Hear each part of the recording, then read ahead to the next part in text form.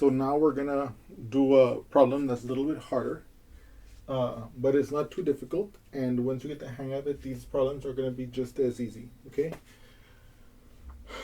The first task that lies before us is the construction of our multiplication table. Um, and so what we're gonna do is we're gonna make the multiplication table for 15. The other thing I'm gonna tell you is that we only need the multiplication table to go for the digits n from 0 to 9, okay? Because those are the only digits we can put above here in the part where the result goes, okay? And so without further ado, let's get started, okay? So let's make that multiplication table here, okay?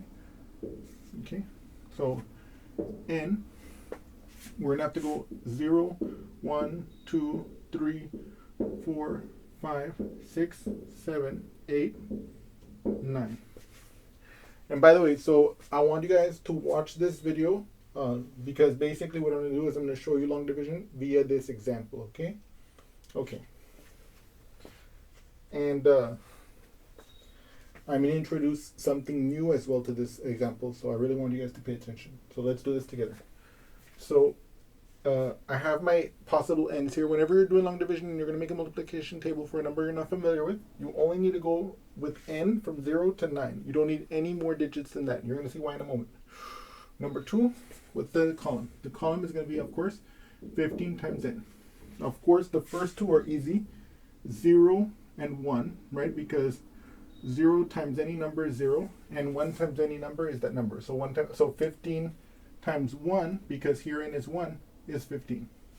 So now what about 15 times 2? I have two options. I can actually multiply the 15 times 2, or I can add 15 to 15, okay? For us, let's add the 15 to the 15, okay? 5 plus 5 is 10, so I'm going to bring down the 0, carry the 1. 1 plus 1 is 2, plus 1 is 3. So I know that 30 goes here. Now I'm going to add 15 to this. Now, by the way, I want you guys to know this. I want you guys to know that when you're making this multiplication table, you can do it on a side paper, okay? But I want you guys to know what we're doing here, okay? Because that's what's most important.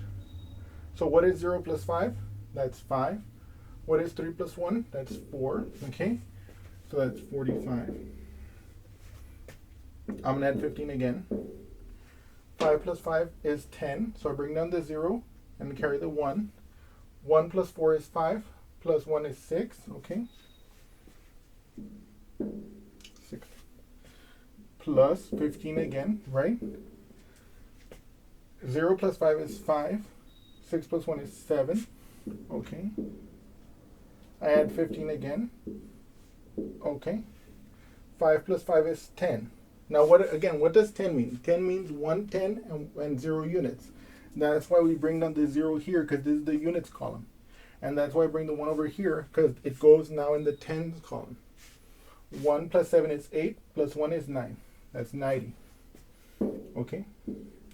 We're almost done with this multiplication table, right? I'm going to do 90 plus 15. Okay? 0 plus 5 is 5. 9 plus 1 is 10, so it's 105. Okay. I'm going to add 15 again. 5 plus 5 is 10, so I bring down the 0, carry the 1. 1 plus 0 is 1, plus 1 is 2. Then I bring down this 1. 120. I add 15 once more. Okay. 5 plus 0 is 5. Or 0 plus 5 is 5. 2 plus 1 is 3. And then I bring down the 1. So it's 135. Okay.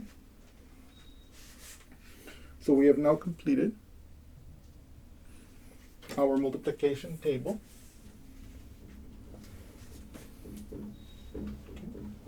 Okay. So now we're going to ask ourselves, or now we're actually going to perform the long division, and there's going to be a few new things here, okay?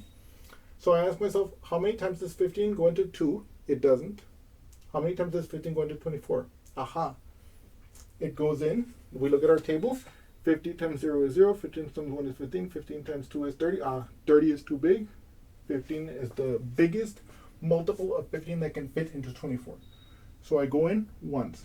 Now notice here, the 1 goes above the 4 of the 24 because 15 is going into 24 one time. I put the 15 here. Okay? I'm going to now perform the subtraction. Okay? Let me do the subtraction over here so that you guys can see it more clearly. 24 minus 15. Okay? 4 minus 5. I can't do that, right? Because 5 is bigger than 4. So what I do is I borrow from this 2. This has 110 left, and the other, oh, sorry about that.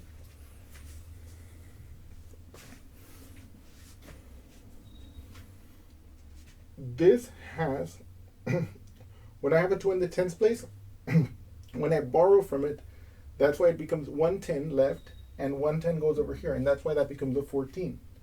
14 minus 5, okay? 13, 12, 11, 10, 9. Okay? And then 1 minus 1, 0.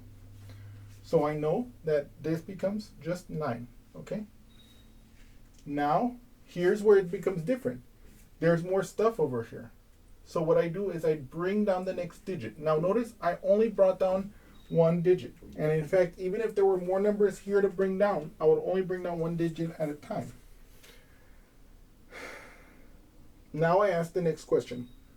How many times does 15 go into 97? Going to our multiplication table,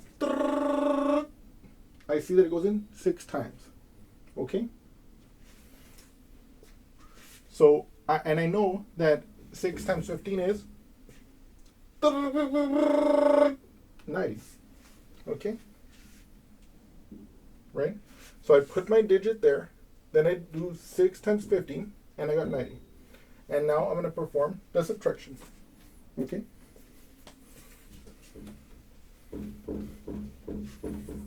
I know you guys, I know secretly all of you want me to make the data accumulator noise again. So here we go. Error. No, I'm just kidding. Oh! 6 times 15 is 90. No, I'm just kidding. Oh my god. Couldn't help it. Oh my god. Now 7 minus 0, that's 7. 9 minus 9 is 0. So we have a 7 here. There's nothing else to bring down.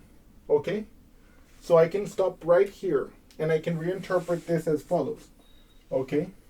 I can reinterpret. Remember that the notation 15 goes into 247 can be interpreted as 247 divided by 15. And from what we've been doing so far, we know that that will equal to 16, okay, and 7 over 15, okay? But now, I'm going to do something amazing, okay? It's absolutely amazing. I mean, I don't think that anything is more amazing than this in the entire world. I mean, it's absolutely absurd. I'm just kidding. No, but we're about to do something amazing. So once the division stops like this, okay, what I can do is I can continue the division, okay? Once there's nothing else to bring down here, I can affix, okay, here it's not a zero remainder. There's a remainder here. So what I do is, so in other words, like if there was a zero remainder, nothing else could be done. That would be it, period, period, period. But there's a remainder here.